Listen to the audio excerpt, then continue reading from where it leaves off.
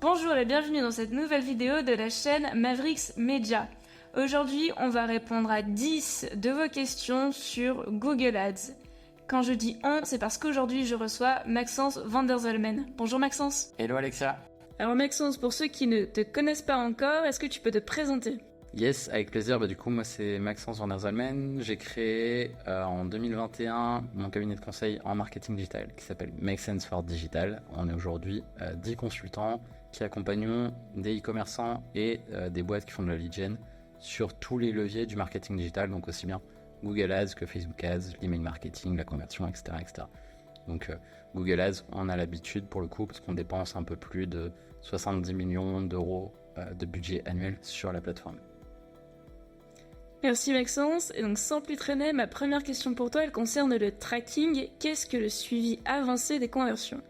Alors le suivi avancé des conversions, en fait ce qu'il faut savoir c'est que auparavant Google Ads, pour savoir si la pub que vous faites sur Google marche ou pas, il se base sur ce qu'on appelle un tag, donc c'est quelque chose qu'on installe sur le site et qui permet à Google de récupérer l'information si les visiteurs ont cliqué sur le petit accepter les cookies, normalement, sinon vous risquez une amende pour le coup.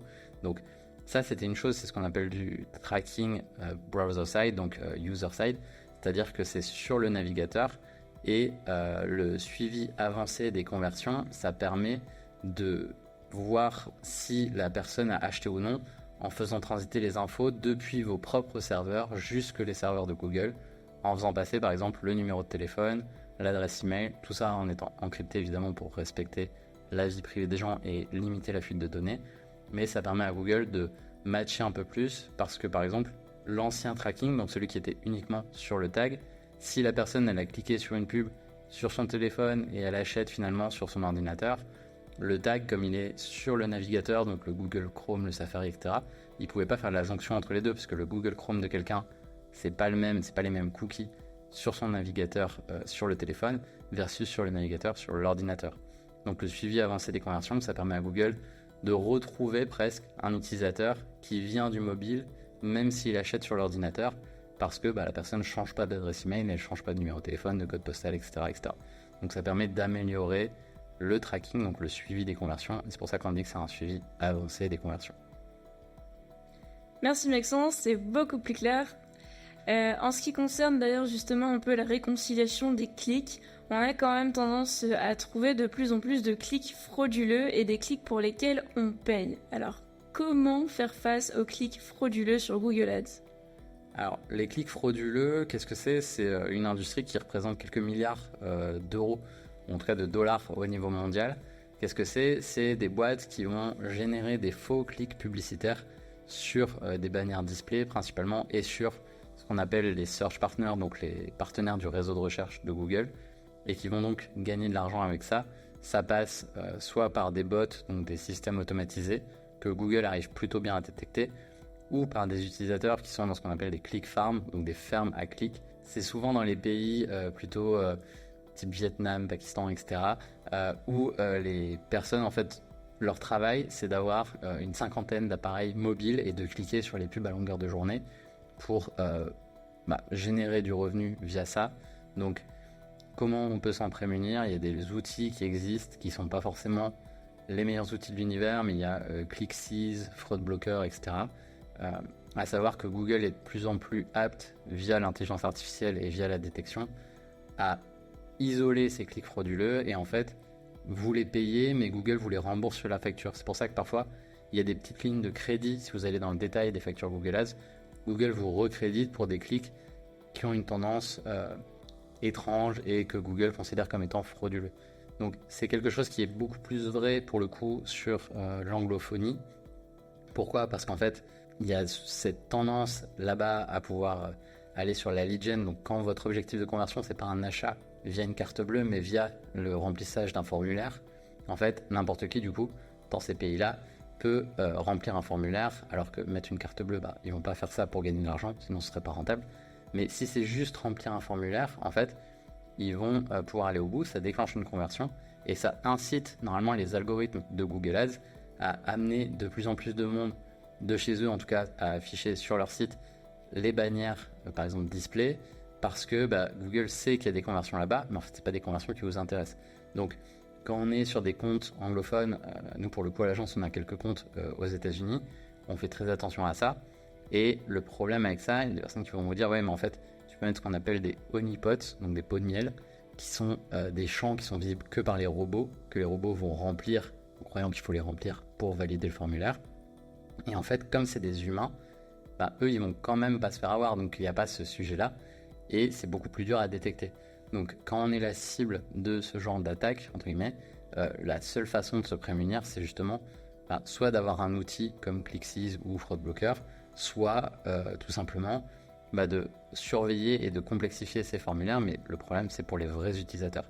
Donc dans tous les cas, il ne faut pas être plus royaliste que le roi, il ne faut pas s'en prémunir auparavant, parce que dans 90% des comptes, surtout francophones, Google fait très bien le taf, il n'y a pas trop à s'en préoccuper. Mais si on a un sujet là-dessus, c'est là où on peut escalader et aller voir des personnes qui sont expertes sur le sujet ou des agences comme la nôtre qui savent gérer ce genre de problème. Pourquoi ? Parce qu'elles l'ont déjà fait sur de nombreux comptes. Nous, on a eu quelques comptes qui avaient eu ce genre d'attaque.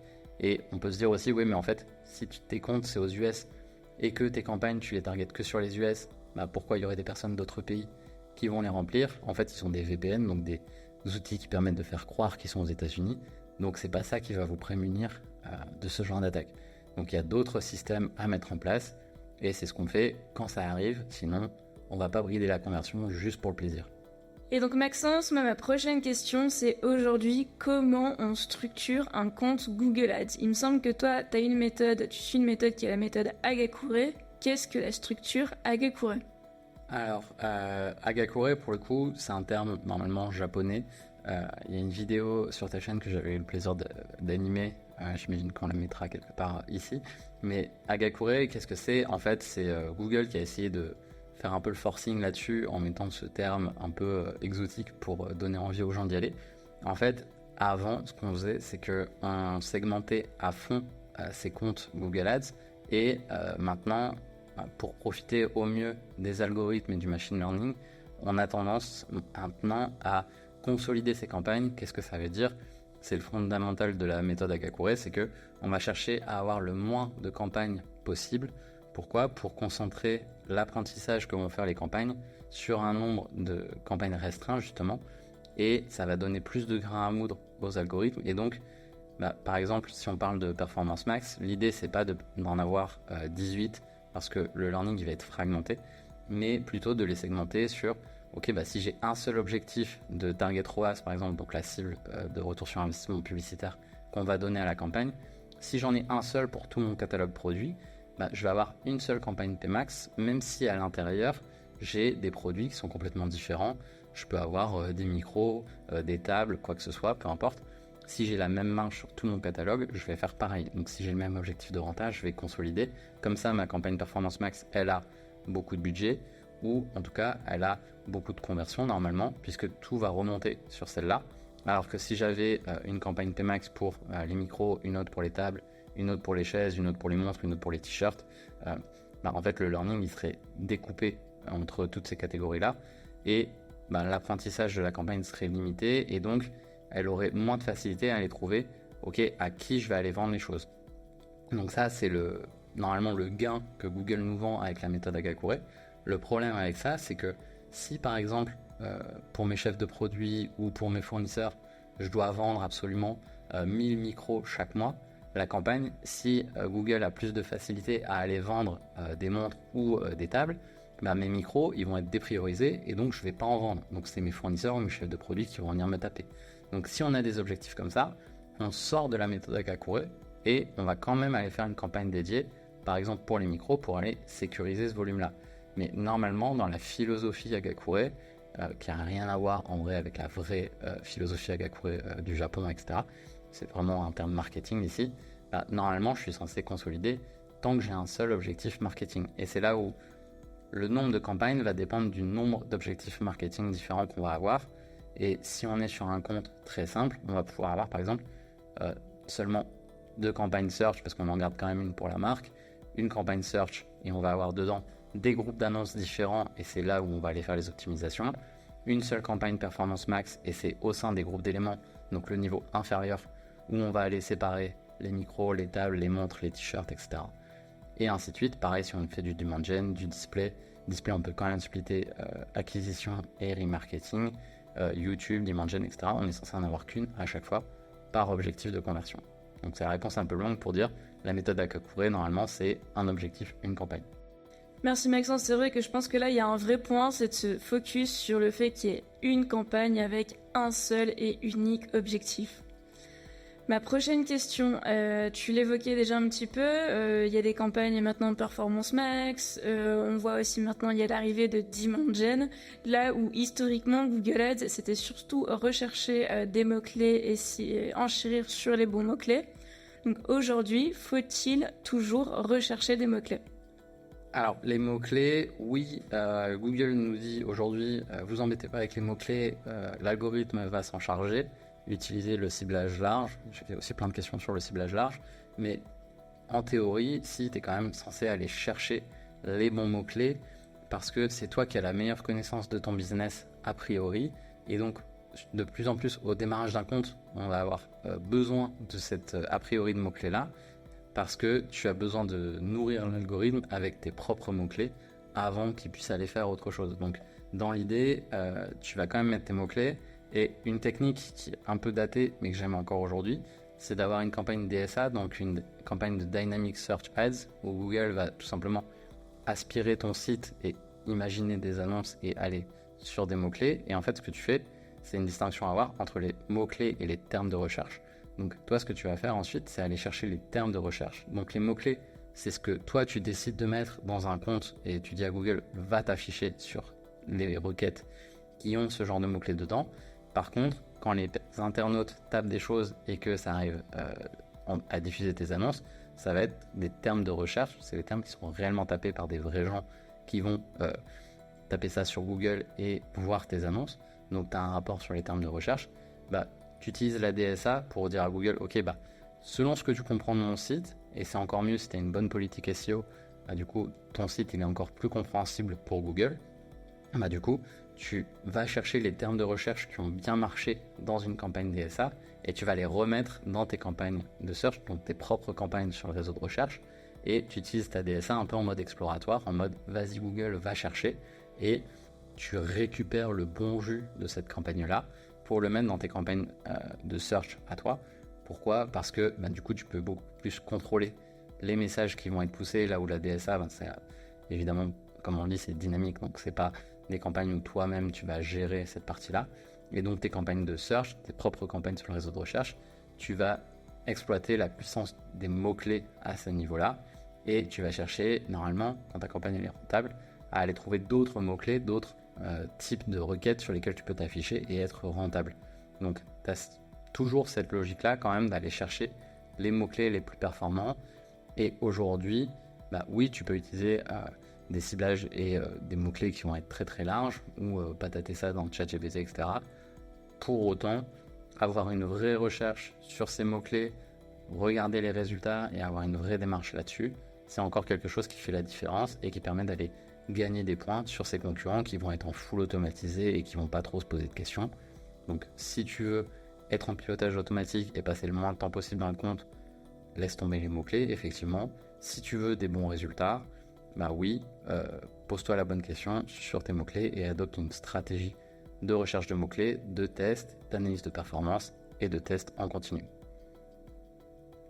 Merci, là en plus tu réponds vachement à la question en l'élargissant aussi même sur le type de mots-clés du coup avec les types de correspondance, notamment le large. Donc toi tu penses qu'il y a toujours un réel intérêt qui est quand même là à enchérir sur le mot-clé, mais en faisant aussi une grosse vigilance sur les thèmes de recherche, parce que c'est vrai que derrière il faut les assainir, en faire le tri pour avoir une structure qui reste finalement le plus hermétique et pas cramer du budget par manque de temps de gestion opérationnelle.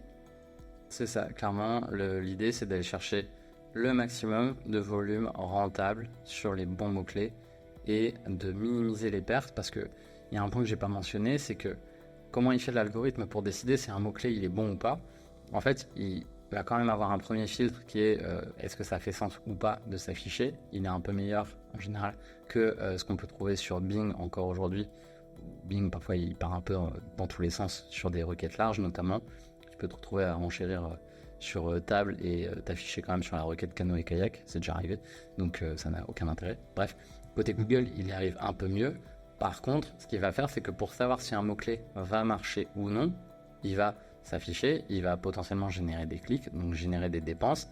Et une fois qu'il a généré assez de dépenses sur une requête, il va dire celle-là, elle ne convertit pas assez, je vais l'arrêter de diffuser dessus.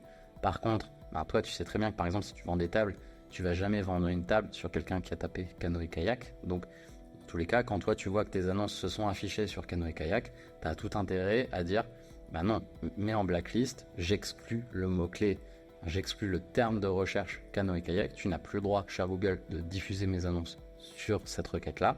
Et donc, au lieu d'attendre 100 €, 200 € ou autre pour que Google se dise canoë kayak, ça n'a pas l'air d'être un terme de recherche qui convertit, je vais arrêter.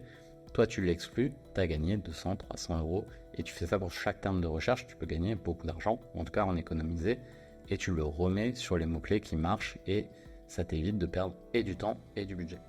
Maxence, une autre question pour toi, c'est comment faire de la notoriété sur Google Ads? Alors, vaste question. C'est vrai que pour beaucoup de personnes, Google Ads, ça reste la régie phare pour tout ce qui est mots-clés. Et on ne pense pas à cette partie notoriété, donc c'est cool d'avoir cette question-là. Parce que pour autant, il y a plusieurs façons de faire de la noto sur Google Ads, parce que Google, l'avantage, c'est qu'il a énormément de réseaux sur lesquels tu peux diffuser tes annonces. Donc oui, tu as la partie mots-clés et moteur de recherche où tu peux diffuser tes annonces shopping ou search, mais tu ne feras jamais de notoriété là-dessus, forcément. Par contre, ce qu'on ne doit pas oublier, en tout cas, c'est que Google détient YouTube, qui est un levier énorme pour la notoriété. C'est un peu la pub télé moderne, on a tendance à dire ça. Sauf que tu vas pouvoir cibler des audiences très spécifiques, donc un peu comme ce que la télé essaye de faire avec la télé segmentée aujourd'hui. Et donc, avoir une campagne YouTube, soit pour faire de l'awareness, donc parlant de la notoriété, mais pour aller chercher du reach, en fait, avoir le maximum de personnes qui voient ta publicité, c'est un levier qui est intéressant parce qu'il est beaucoup moins coûteux aujourd'hui que tout ce que tu vas pouvoir faire en reach, en tout cas en awareness ailleurs. Typiquement, un Meta ou un Pinterest vont être beaucoup plus chers par utilisateur touché. Donc si tu as vraiment cet enjeu de diffuser massivement ta marque, ton offre, ça reste hyper intéressant d'avoir du YouTube. Le display, donc le display, c'est le Google Display Network. C'est principalement des bannières statiques ou non qu'on voit sur tous les sites qui utilisent AdSense, donc des blogs, des sites médias et autres qui ont des endroits où Google peut afficher des publicités. C'est ce qui va tomber dans les pubs display. En fait, aujourd'hui, tu peux avoir des campagnes de display qui sont orientées vers la recherche de trafic, soit qualifié, soit vers la diffusion. Moi, j'ai pas tendance à l'utiliser juste pour diffuser, parce que souvent c'est un peu dégueu. Donc, il faut quand même avoir un minimum de conversion. Par exemple, chercher de l'inscription newsletter, chercher de la vue de page produit, ou au moins des petits éléments d'intention chez les utilisateurs. Et malgré ça, on a quand même des campagnes display qui ont parfois un taux de rebond, donc un taux d'utilisateurs qui se barrent dès la première page juste sans interagir avec le site, qui peut être très très important. Et quand je dis très important, ça peut dépasser les 90%, donc plus de 9 personnes sur 10 qui arrivent sur le site qui se barrent. Mais encore une fois, par rapport à un Meta ou un Pinterest, comme c'est très très peu coûteux, ça peut quand même valoir le coup. Donc pour une campagne de notoriété, on peut utiliser donc YouTube ou le display. Et un peu en dessous, c'est pas vraiment de la notoriété, mais ça commence. Il y a Dimension qui fait un peu un mix de tout ça, qui peut être utilisé aussi, mais on est déjà un peu plus bas normalement dans le funnel, donc dans le parcours de décision des utilisateurs. Donc si je devais utiliser des leviers sur Google Ads pour faire de la noto, je partirais principalement sur YouTube et sur du display éventuellement en relais, mais je miserais quand même énormément sur YouTube, sachant que tu peux avoir des études d'impact, ce qu'on appelle le brand lift, pour savoir, ok, en fait, sur les personnes qui ont vu mes vidéos, combien ont vraiment vu ma marque, combien ont vraiment compris ma marque. Et c'est les petits questionnaires que tu as parfois sur YouTube quand tu n'as pas Premium ou d'adblocker, pour les adblockers qui marchent encore pour le coup. Tu as souvent une question, avez-vous vu une de ces marques récemment sur YouTube? Donc tu as les brand lifts comme ça, et quand tu as une marque, il faut quand même dépenser, je crois que c'est au moins 10K pour pouvoir les débloquer. Donc c'est genre 10K en 2 semaines sur YouTube, donc c'est pas pour tout le monde. Mais avant, tu devais passer par les chargés de compte chez Google. Maintenant, tu peux le faire en direct dans l'interface. Donc si tu as vraiment un budget média intéressant pour faire de la notoriété, tu peux utiliser ce genre d'outils.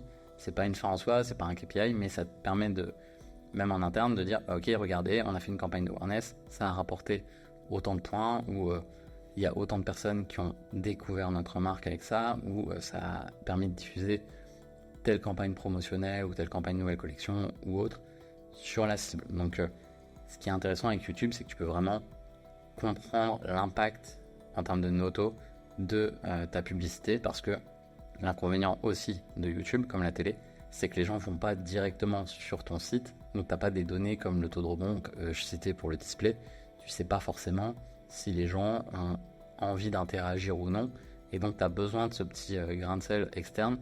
Tu as éventuellement des métriques internes à YouTube, parce que tu as des campagnes YouTube avec Video for Action, donc ça va sur le site, mais pour la notoriété, on va plutôt préférer des campagnes qui font de la vue, et tu peux quand même avoir des infos sur est-ce que tes vidéos elles ont été vues à 25, 50, 75 ou 100% par exemple, et tu as quand même les taux de clics, mais pour le coup tu vas chercher de la vue, et donc ce questionnaire il est intéressant pour savoir si ça a permis de s'afficher et d'être compris auprès de sa cible.